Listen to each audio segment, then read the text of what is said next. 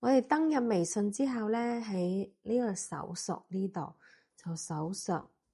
粵醫保，咁就揾到呢個小程式啦，粵醫保小程式，跟住就可以點入去。我哋入咗粵醫保之後，第一時間先喺呢個右上角呢個位置咧，先點擊登錄。跟住佢就會跳轉去我哋粵信簽小程式嗰度，就做實名登記嘅。跟住做人面識別。咁呢一度咧，我哋要揀翻嗰個港澳台居民居住證，跟住填翻自己嘅名啦，同埋證件號碼啦，咁就開始做人面識別。咁我哋做完人面識別咧，就會出一個即刻登入嘅，就點呢個返回醫保服務平台。跟住就到呢個界面啦。咁我哋就滑落去我要辦事呢個位置啦，跟住右手邊呢邊咧就有個查看更多，跟住我哋繼續滑落去，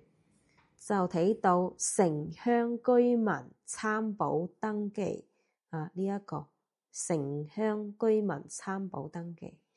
點入去，咁就滑到下邊確定開始辦理，咁為自己參保下一步。咁我哋登記嗰陣時咧，就要用自己嘅居住證參保下，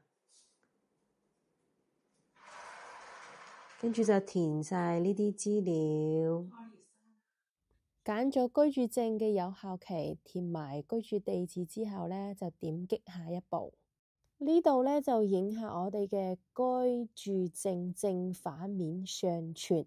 跟住點下一步。跟住我哋就會去到最後一個界面，就係核對我哋嘅個人資料，跟住滑到最下邊確定提交。提交完之後咧，就等審批。但我哋未辦理好咧，都可以先去星星影相館嗰度咧，就用居住證做一個相片回執，去農商行先辦理醫保卡噶啦。審核通過咗之後咧，我哋都係倒翻呢個小程式嗰度，咁滑到又係我要辦事啦，查看更多啦，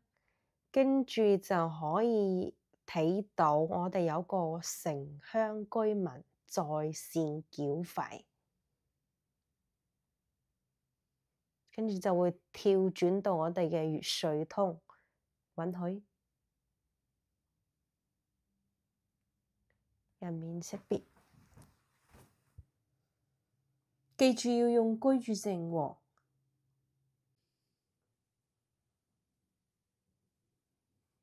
返回，跟住咧就可以揀城鄉居民醫療保險，跟住下一步，